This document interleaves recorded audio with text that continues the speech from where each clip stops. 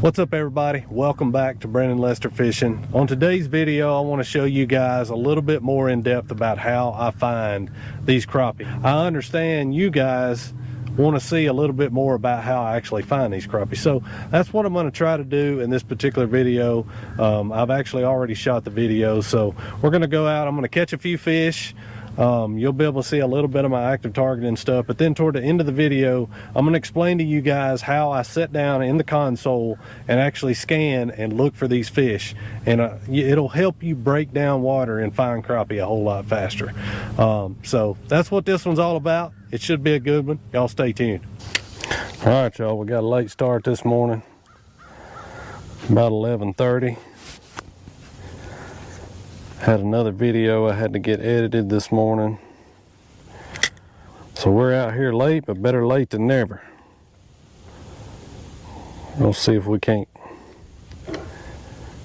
catch us a few crappie this afternoon. There's one right there. We got one on the first cast. That's a good one too.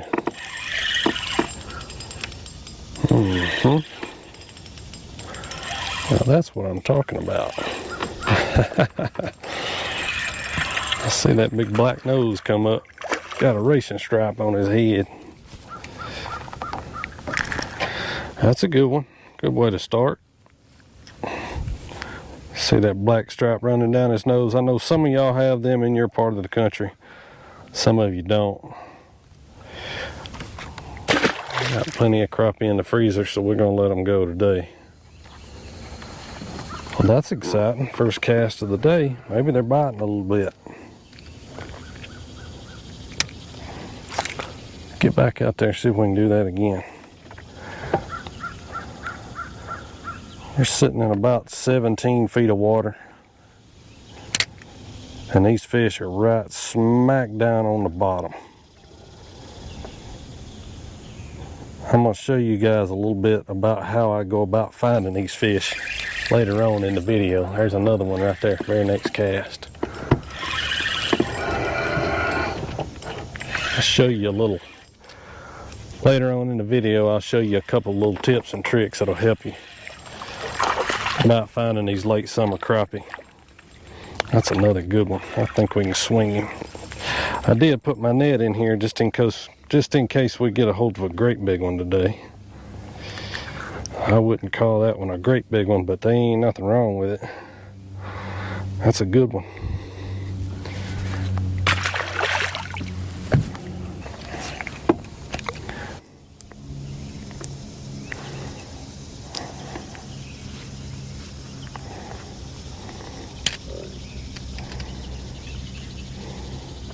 Comes another one. Get it? Oh, I missed that one. I should have had that fish.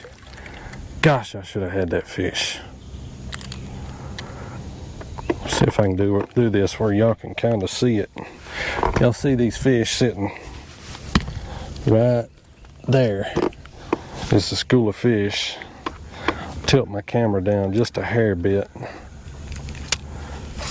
Oh, make us a cast. Y'all can see my bait falling right there. And what I'm gonna do when it gets down there about a couple feet from the bottom, or I see a fish make a move toward it, I'm just gonna start easing it back to me. Not doing anything special, just easing that bait back to me. My goal is to get one to chasing. If I can ever get one to chasing, I can probably catch him. My jig's falling down to him out there about 40 feet.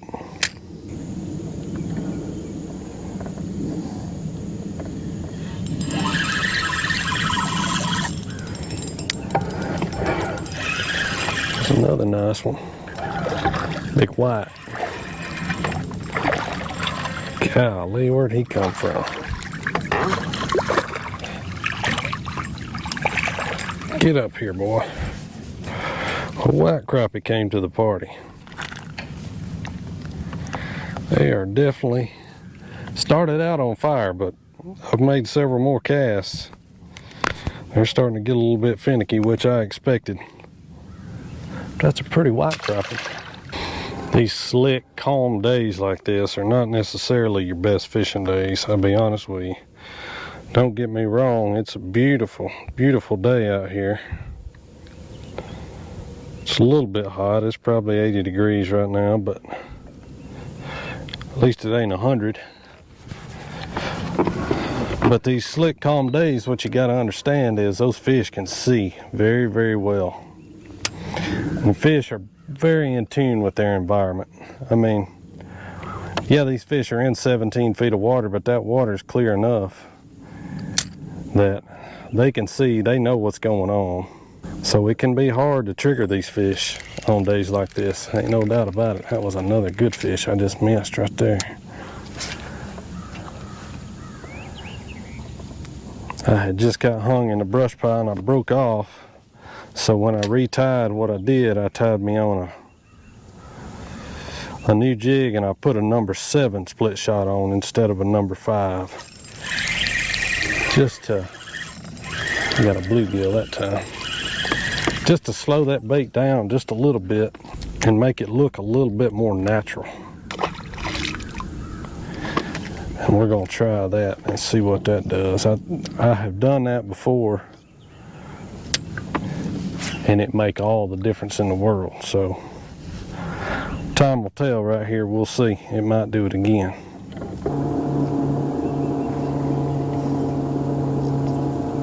There we go. There's another crappie.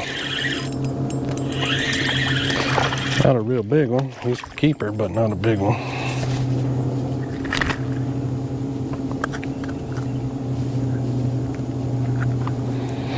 Probably 10.5 incher, something like that. If there's any way I can on a day like today, I like to stay back off of them about 40 feet. 35 to 40 feet at least. I find if you get right up there on top of them on a day like today, you'll spook the crap out of them and they'll completely shut down on you. There's another good one right there. That one is fighting now. That's a big crappie.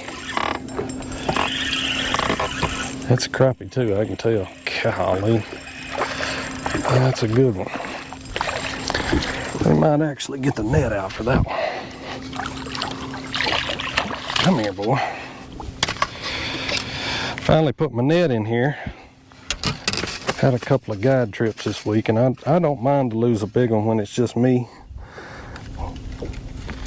because I'm gonna catch plenty this fall, but I don't like to lose one for a guide client. You never know who you're fishing with. That person might not have ever caught a crappie that big, so I like to have my net in here. He ain't quite as big as I thought he was, but that's a darn good slab though. I mean, he's probably, I don't know, 13 inches, getting real close to it. Pretty fish. I think about it like this. This will probably make sense to a lot of you. If you're sitting in your living room and it's 11, 12 o'clock at night, which I don't stay up that late, but if I did, everything's quiet. Most people have already went to bed. Everything's quiet in the neighborhood. And something comes barging in within 35 or 40 foot of you. Guess what? You're going to hear it. Where if something comes barging in your living room during the middle of a thunderstorm, then you're less likely to hear it. I'm not saying you won't still hear it, but you won't be able to pinpoint it near as much.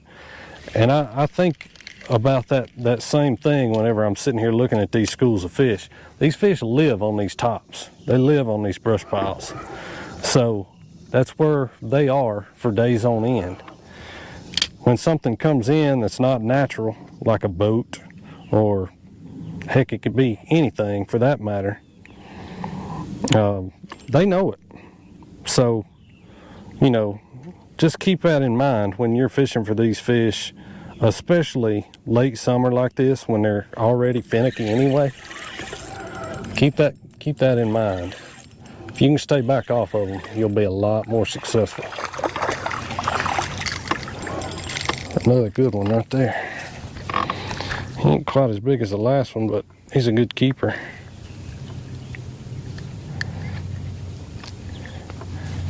Pretty one, black crappie. Every one of these fish too is pooping. I know that's kind of nasty, but what that tells me is, I noticed this morning on the way over here, it's a full moon.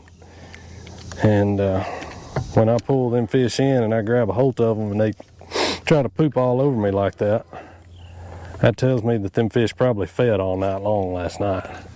And that's probably part of the reason why they're being a little bit picky for me right now, but we're still catching a few. I mean, I ain't gonna complain. There he is. That looked like a little better one there. Yeah. That's another one of them nice ones. There's two of them coming forward. Anytime you got more than one coming after it, you're in a good situation. A real good situation. Typically, if you got more than one coming after it, one wants to get it before his buddy does, and you're probably fixing to catch one of them. All right, y'all, we caught a few fish. We caught some really nice fish. So, as promised, I'm gonna show you guys, and I didn't plan that, but there's one heck of a school of crappie right there. I'm gonna show you guys how I find these fish, what they look like on side scan and down scan, and just a little bit about my setup. So, as you can see right here, I run the Lowrance. This is a HTS Pro 12 is what this is. And the only way to find these schools of fish, I've talked about this before, you got to put your time in, guys. I think the biggest thing, people go to the lake, they idle around and look for 30 or 45 minutes, they don't find a new school of fish, so they revert back to what they know. And that's the wrong thing to do. The best thing you can do is forget you ever knew anything and start fresh. All right, so what we're doing, we're out here, we're idling this big flat right here, and it's rolling off into about 20 feet right now. I've got side scan down here on the bottom that's shooting out 100 feet on either side. If you have a smaller unit, say a 10 or a 9-inch unit, you probably want to zoom that in just a little bit so you get a little bit better detail. Up here, both these are down scan. These are reading directly below the boat. So every time I make a swap, I'm getting directly below the boat, and all this is just two different color palettes. Sometimes stuff shows up better on blue, sometimes it shows up better on amber. And obviously I've got my side scan on the black and white palette. I play around with different palettes. Right now I'm kind of liking that black and white palette because I can easily tell between hard bottom and soft bottom. Most of your game fish you're going to find on hard bottom places. You see how on this side scan I'm getting a pretty bright return right now? That means I'm on a fairly hard, gravelly kind of bottom right here. Okay, so we should be seeing some brush. All right, I want you guys to look at this right here. Y'all see those shadows right there and all that dark looking stuff? And if you look close, you can kind of see, all right, that's an even better representation of it right there. You can see some shadows of some fish right there. That's a brush pile with a school of crappie on it. Okay, I marked that spot that I just saw with the tree icon. And what I'm going to do, I'm going to idle right back over the top of it. I'm going to show you guys what it looks like on down scan. The way I do it, I find most of the brush piles that I find on my side scan, I'll mark them, drop an icon on them, and then I'll run over the top of them on down scan, and I can tell a lot more about that particular brush pile. You can see where the bottom goes from kind of soft to hard right here. I start getting that brighter return. That's what I'm looking for. All right, we're gonna idle right over the top of that brush pile that we just dropped a dot on just a second ago. And that's a new one. I haven't even fished that one before. You should see it pop up on down scan there just in a second. All right, there it is right there. Y'all see that? That's that brush pile that I just marked just a second ago. And there's a pretty good little group of fish on it. Now, I'm gonna tell you guys something. On down scan, one thing I've noticed, I don't care what kind of down you got, I can see 1, 2, 3, 4, 5, 6, probably roughly a dozen fish sitting right there on that stump. I guarantee you if I get up there and I put my active target in the water and I look at that stump, there's probably at least 25 or 30 fish sitting there. You're not getting the full picture with down scan. So when you see a spot that's got a dozen or so fish on it, it's worth fishing. All right, so y'all check this out. It's a little bit easier to see on the amber palette, in my opinion. But see right down there, about 27, 28 feet, you got a bunch of bait fish from about 20 to 25, 26. Down there to almost 30 feet, it gets real fuzzy. All that fuzz right there, that's where the thermocline is. So basically what that tells you is all of the game fish, most of the game fish in your particular lake are going to be above that thermocline. So I definitely don't need to be looking any deeper than about 25 feet of water. But for the most part, just from experience, I know right now water temperature's 81 degrees still.